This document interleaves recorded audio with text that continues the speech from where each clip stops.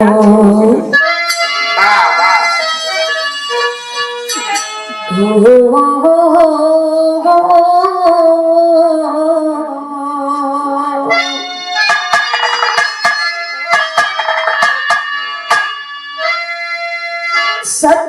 स्वामी दीन बंधु के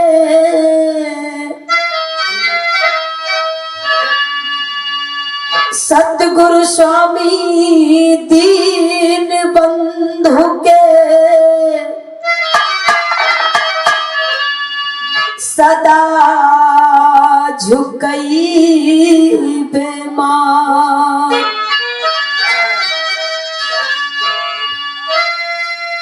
सतगुरु स्वामी दीन बंधु के सदा झुकई बेमार। अरे दुखियन के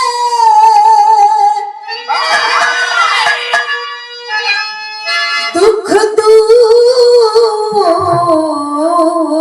करा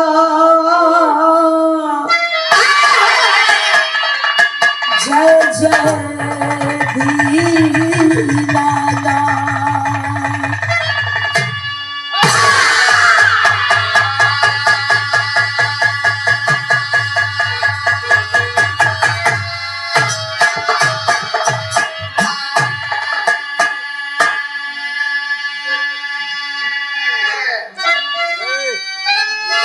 नमो नमो बिंदेश्वरी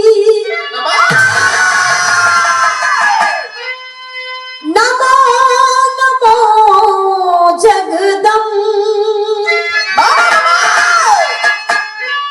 और बिटिया पुकारे है मैया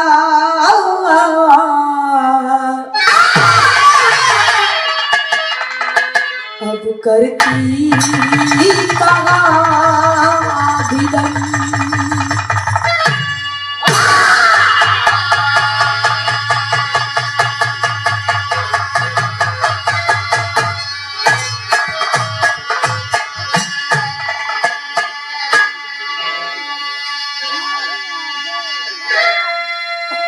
पड़ता निपैया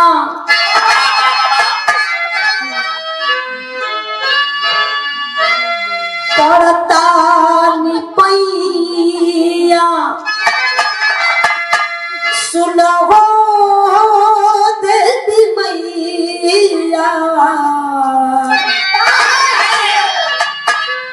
आज होते बीतत बांग दिन रात हो।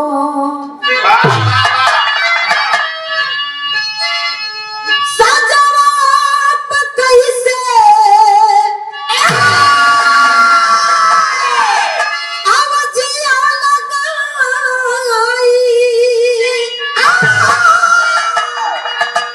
धर धर धर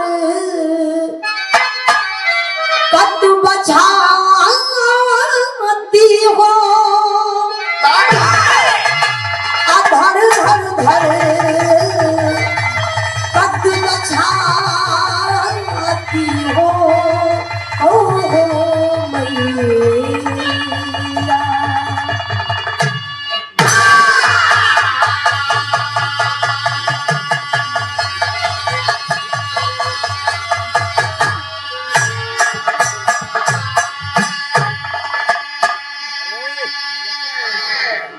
आज बड़े ही सौभाग्य की बात, ऐतिहासिक पावन सरजमी ग्राम सभा भेलौर चमेरी में बवरिया के धरती पर आए हुए हमारे सम्मानित लोग, हमारे गार्जियन इस कार्यक्रम में उपस्थित सम्मानित लोग, बिरहा के प्रेमी, अगल बगल बैठी हुई हमारी माताएं बहनें, सबके चरणों में कोटि कोटि प्रणाम बा। कौना भी प्रकार की त्रुटि हो जाए हम कलाकारों की ओर से कि आप लोग क्षमा करब। सबसे पहले मैं मालिक से प्रार्थना करना चाहती हूँ, जो आत्मा माता जी की आत्मा इस दुनिया में नहीं है, माता जी इस दुनिया में नहीं है, माता जी की आत्मा जहां कहीं भी हो, माता जी की आत्मा को शांति मिले। आए हुए हमारे सम्मानित लोग, हमारे गार्जियन, आप लोगों के चरणों में फिर से कोटि कोटि नमन बा। जाएगा तो सब कोई के बाद ये दुनिया में कोई रहे लिखे आई, आज नहीं तो कल ये दुनिया के संसार के छोड़ के सबके जाए के बाद ये दुनिया में सबसे महान सबसे बलवान यापन कर्तव्य होला। कर्तव्य कहीं लोग गुण गावेलन कि फलानी चाची चाहे फलाना बहुत बढ़िया रोलन, लोग चल गए आंगन सुना हो गई। ये दुनिया में महान कर्तव्य होला, कीर्ति अमर होले। और हमारे गार्जियन, हमारे बड़े भैया, हमारे व्यवस्थापक महोदय आदरणीय आप श्री लल्लन चौहान जी, पारिवारिक लगाव है। आज भैया जी की माता जी इस दुनिया में नहीं है, माता जी की आत्मा जहां कहीं भी हो, आत्मा को शांति मिले। और जो गोरखपुर से चल कर आए हैं हमारे गार्जियन है आदरणीय मिश्रा जी, मैं आपको भी बहुत बहुत प्रणाम करती हूँ। और बगल के मंच पे बिरहा के सम्राट और निर्गुण के सम्राट, जहां तक बिरहा है और जहां तक भोजपुरी बोली जाती है, परिचय के आप मोहताज नहीं है। पूज्य हमारे गुरु जी आदरणीय आप श्री चंद किशोर पांडे जी, आपके आपकी पूरी टीम के नमस्ते प्रणाम बा। और मैं गायिका सरोज सरगम रुद्रपुर नगरिया से ये आप लोगों के स्नेह, आप लोगों के पावन आशीर्वाद मिलल कि हम जैसे कलाकार के बिग गंगा चैनल में जाए का मौका मिलल। यदि आप लोगों के चरणों में कोटि कोटि प्रणाम बा। बड़ी सुंदर उधर से माई के भजन सुने के मिलल, साथ में बड़ी सुंदर सुंदर धूम तरज के आनंद ले ली, बड़ी सुंदर निर्गुण सुने के मिलल। यही से हम बताइला, हाँ दे दे।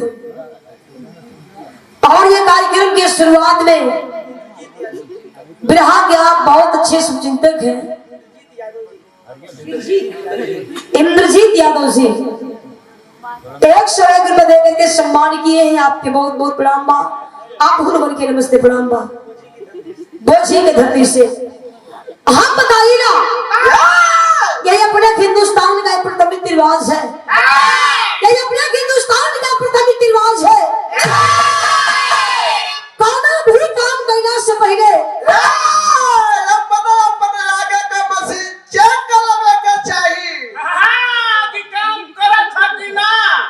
एक जना का चेक करत के ट्रांसफर हो गई।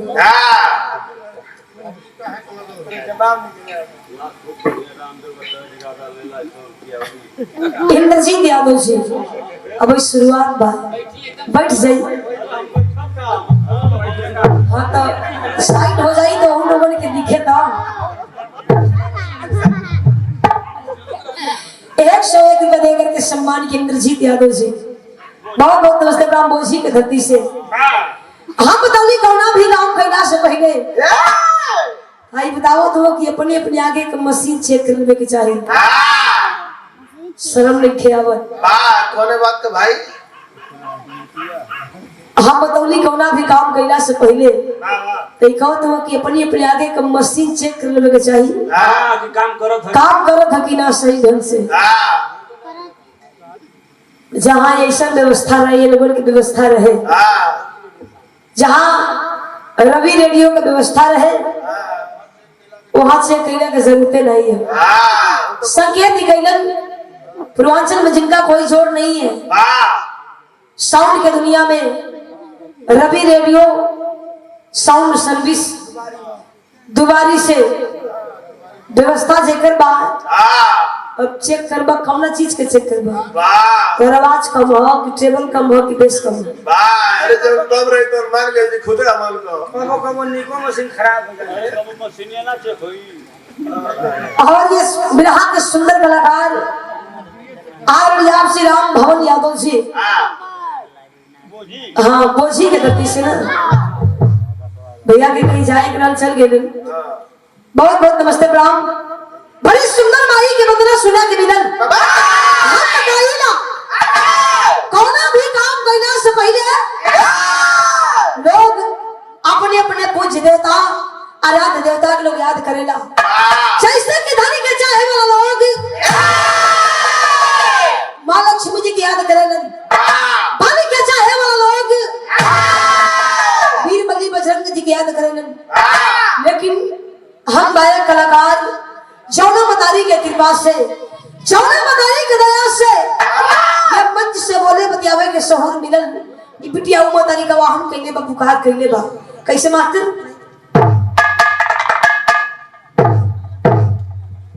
बा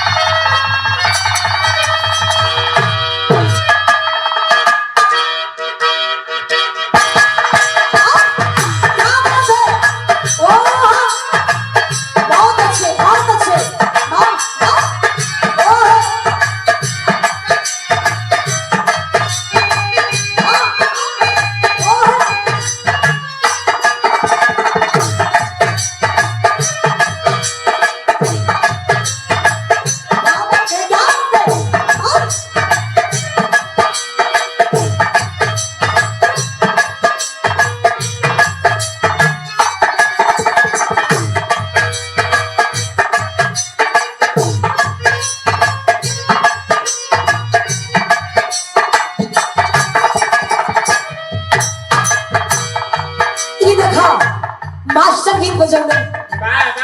हम बताइला वंदना से पहले तो हम बतावल बहुत जरूरी नहीं होला, लेकिन हमन के असली मालिक असली भगवान असली दाता ने आप लोग बैठल बानी। आप लोग चाहिला गवाइला ना चाहिला ना गवाइला। आप लोगन बताई मास्टर गीत बजाऊंगा ना संकेत करें कोनो मेहरारू के मरद प्रदेश से गई ये क्या बड़का दिया ना बहुत दगा कैलस। देख लो प्रदेश गई फिर से वापस आई मेहरारू कहे लगा रहुआ बहुत निर्दयी बानी मरद प्रदेश खाली 4 दिन के छुट्टी मिलल बा फिर से जाए के बा इतने में बिया डाल दे। मेहरारू हाथ जोड़ के रोआ कैसे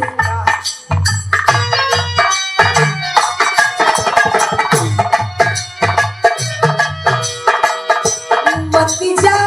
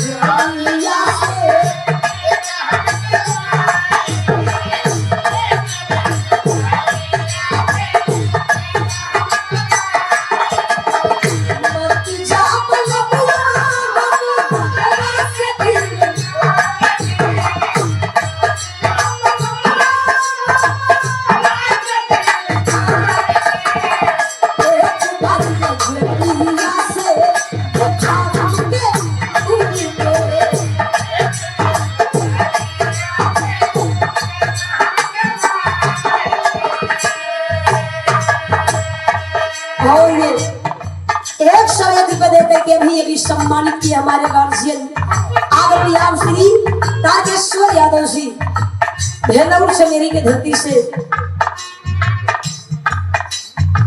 और ये 201 रुपए देकर के आशीर्वाद स्वरूप सम्मान किया हमारे गार्जियन हमारे पूजनीय आदरणीय आप श्री मुन्ना मिश्रा जी गुरु जी की ओर से इसे 201 रुपए देकर के आशीर्वाद आया है। आप गोरखपुर से चलते रहे हैं।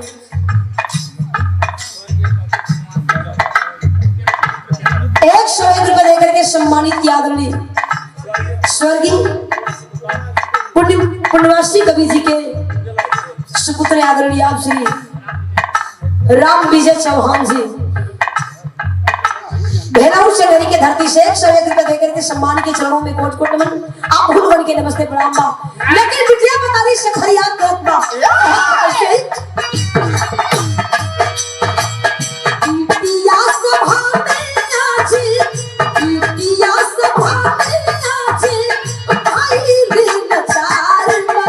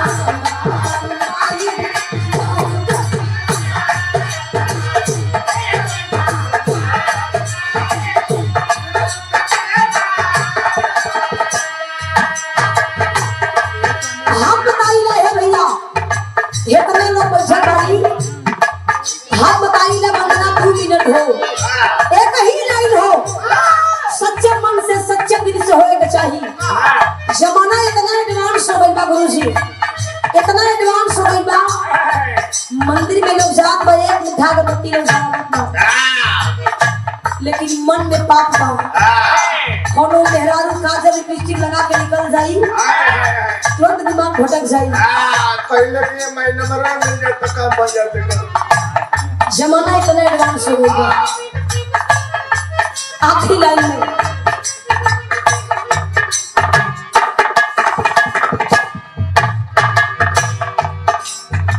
और ये देखें, ये सुंदर पुष्पहार देकर के और ये 501 रुपए देकर के अभी सम्मानित के हमारे बड़े भैया हमारे गार्जियन बहुत से बहुत प्यार आशीर्वाद मिलता है। और यहाँ से लेकर बॉम्बे तक बड़े भैया लल्लन चौहान जी, आज भैया के माता जी दुनिया में नहीं बनी। माता जी की आत्मा जहाँ कहीं भी हो, माता जी की आत्मा को शांति मिले। कि चरणों में कोट कोट नमन। आप भूल बन के नमस्ते प्रणाम। 101 रुपए देकर के सम्मानित आदरणीय आप श्री पन्नेलाल चौहान जी 101 रुपए देकर के सम्मान किए हैं। 101 रुपए देकर के सम्मानित आदरणीय आप श्री स्वतंत्र चौहान जी 101 रुपए देकर के आशीर्वाद मिला है। चरणों में कोटि कोटि नमन। आखिरी लाइन में बिटिया बतावत कैसे